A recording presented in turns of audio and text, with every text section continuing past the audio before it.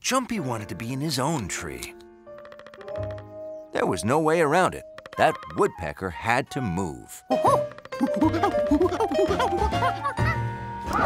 Is it a yellow-bellied sapsucker or a red-breasted sapsucker? I'm not sure. What's the difference? Oh, okay, so the yellow-bellied sapsucker has a yellow belly, and the red-breasted sapsucker has a red breast. Right. The woodpecker loved sap, and maple syrup was made from sap. So maybe the woodpecker would like maple syrup too.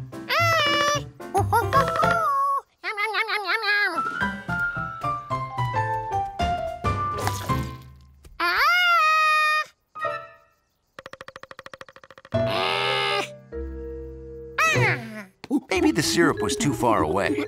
George would lead the woodpecker there.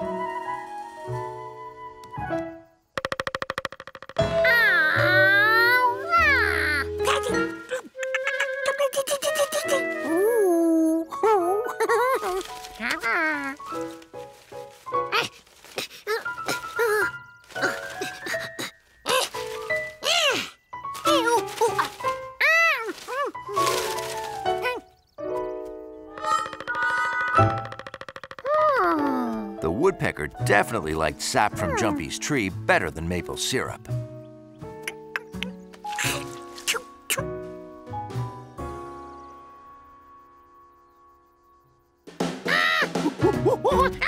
Maybe George could find the woodpecker another tree like Jumpy's. If the shape of the leaves were the same, then it was probably the same kind of tree.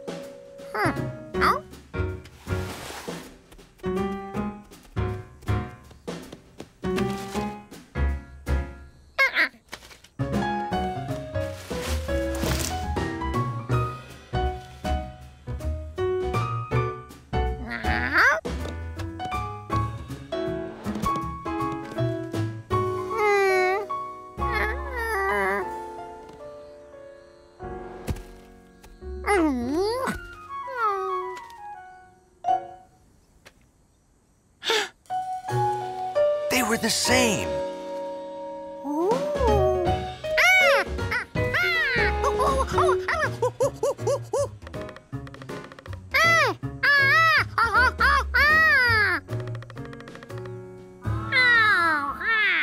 But how was George going to get the woodpecker into this tree?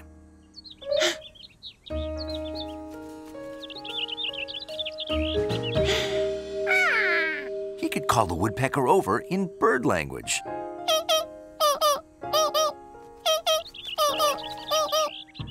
Maybe he wasn't using the right bird language.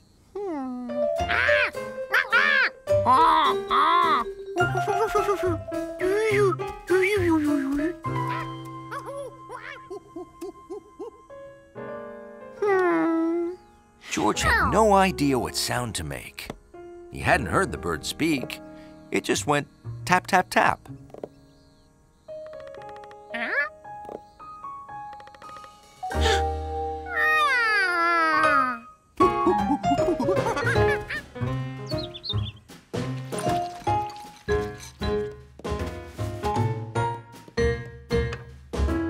Really? You think that'll work? Okay, I'll give it a shot and let you know how it goes. Thanks. Huh. Now, where did I put that spatula? Now, which object would sound most like the woodpecker's tapping? The umbrella was too ticky.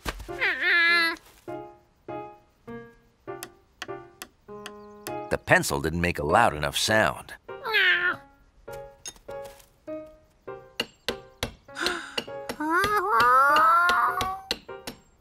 spoon was better, but it sounded a little metally.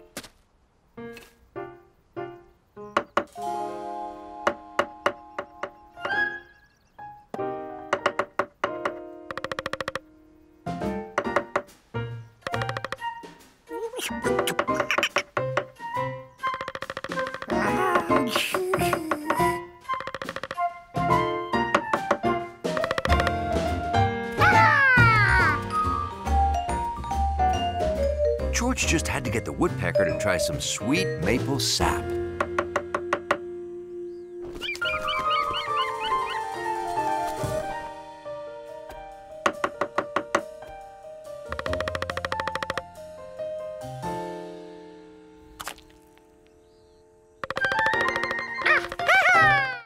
If an acorn could become a big tree, George wondered what a rubber band would grow into.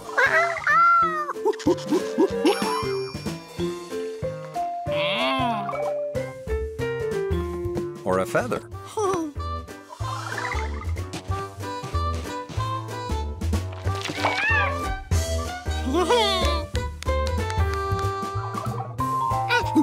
George was going to grow all kinds of exciting things.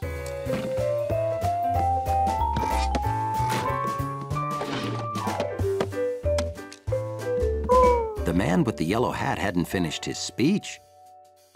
George could grow the rest for him.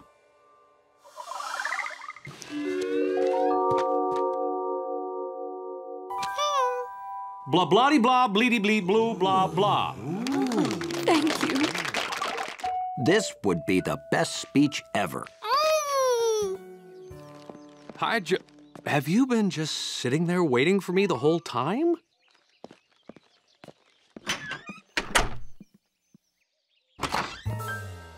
Oh. You weren't just sitting there waiting for me the whole time. Oh.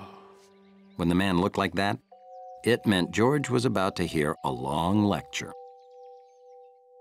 So, you see, seeds, nuts, acorns grow. My socks, the radio, the can opener don't grow. Okay, now, we have to dig up all those things you buried. Oh. George, where's my speech?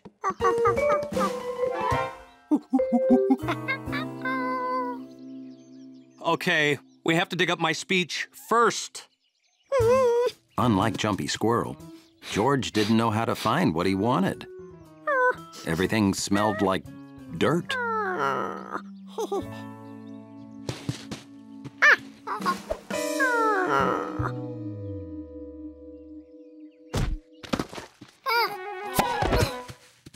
Hey, you digging a swimming pool? Oh, no, Bill. George was being a squirrel and buried my speech. We can't find it. Well, I'll help. Wait, I know someone who can really help. She's a great digger.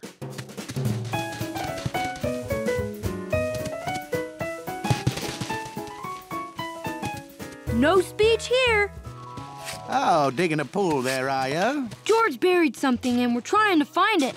Well, I've got a metal detector I use to find coins and such down by the lake. Maybe that'll help. Cool. Well, my speech isn't exactly made of...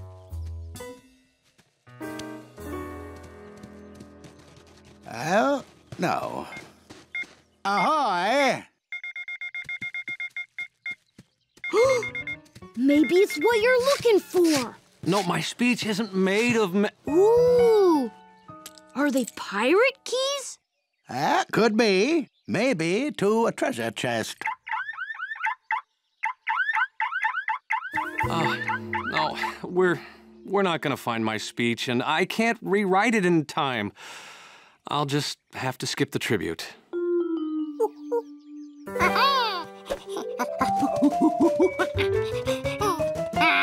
George didn't have the talents of a squirrel, but he did have the talents of a monkey, which meant he could see really well.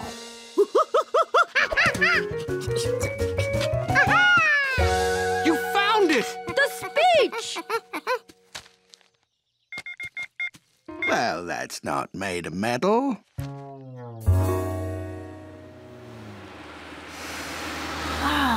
So this is the air that inspired that wonderful speech. Are you planting something? It's a long story. That's not a peanut. Looks like something you buried is growing. Maybe you are a little bit squirrel after all.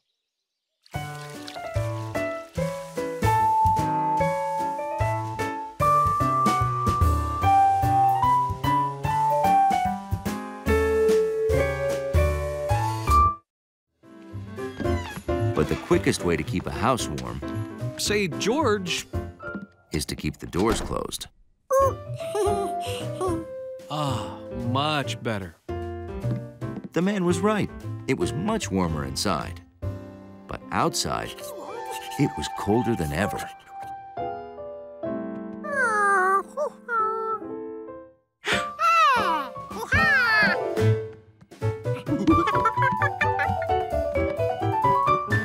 If he couldn't bring Jumpy inside where it was warm, he'd bring the warm outside to Jumpy.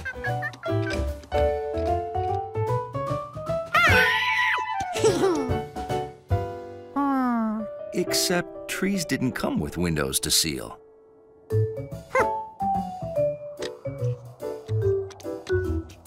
If squirrels lived in houses instead of trees, George would know exactly what to do.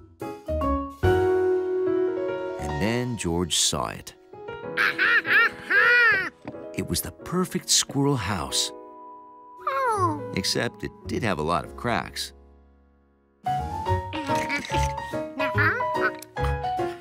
So George caulked them. Now he needed some fluffy stuff.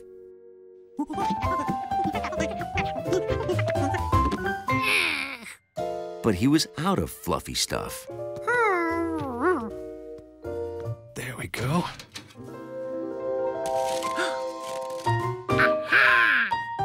The lint from the clothes dryer would work just as well.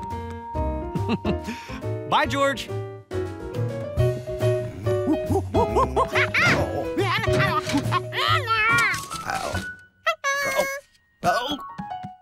Huh. That is one fast lint-cleaning monkey.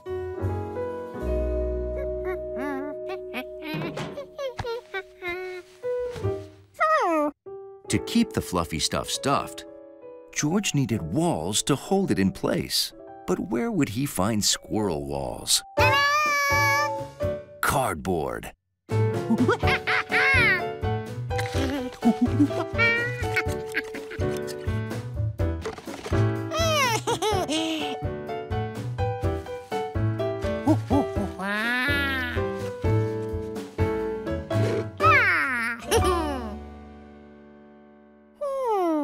But if Jumpy's house was going to stay really warm, it needed a door. Only squirrels can't turn doorknobs. George could think about it while he ate lunch. Maybe a teapot could be a door. Nah. Or maybe a ceramic chicken thingy. Or... That's it. A postcard would be just the right size.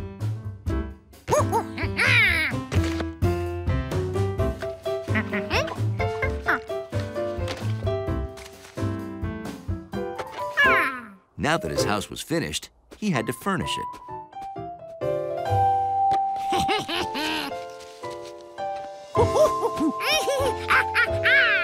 It was the perfect squirrel house. Getting Jumpy to live there was harder than George thought.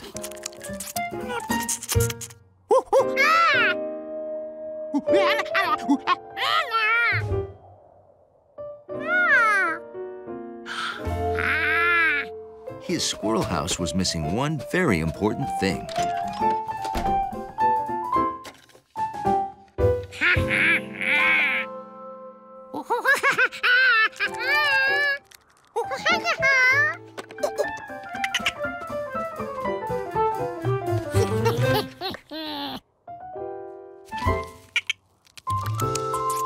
Jumpy was surprised.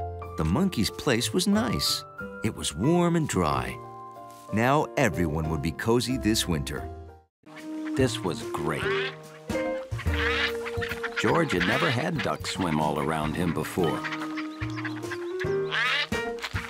If ducks swam all around, it meant he was floating down river with ducks. It was almost like being a duck.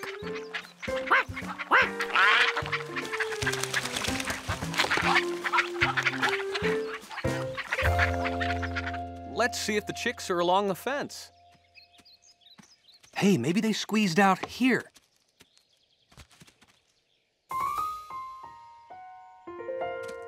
Then they could be anywhere.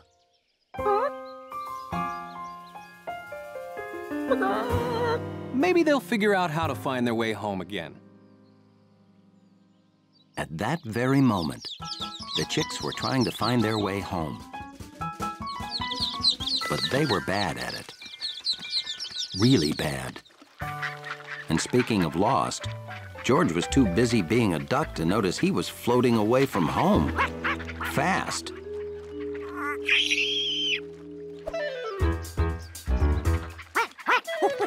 Jumpy tried to warn George because he didn't want his friend to get lost and take all that food with him.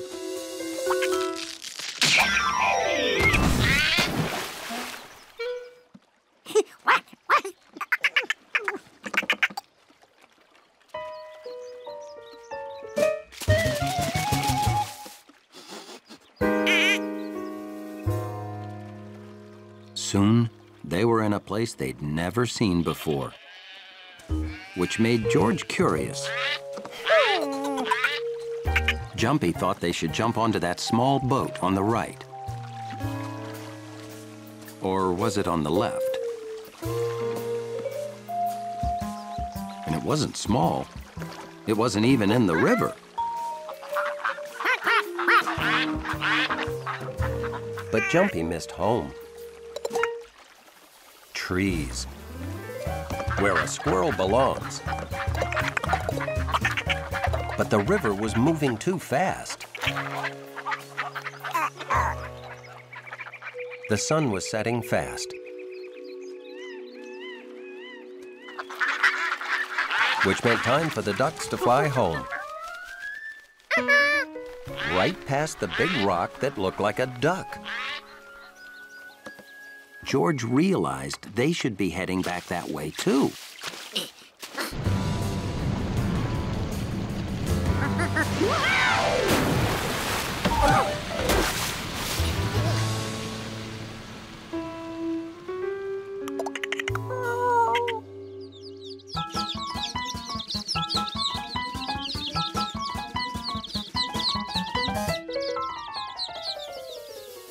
Here, chick, chick, chick, chick. I tell you what, let's check the cornfield before it gets too dark. Okay, they gotta be around here somewhere.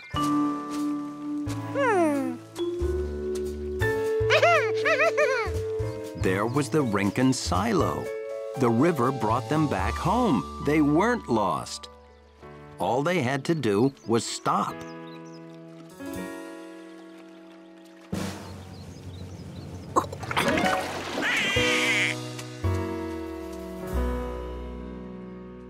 It was a long way to run, but when they got to that silo, they knew they'd be completely lost. It was the wrong silo.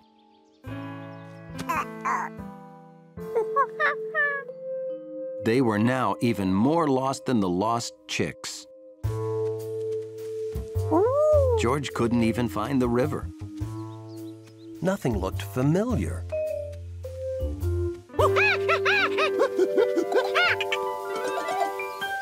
But there was the duck rock again. A landmark. George had an idea.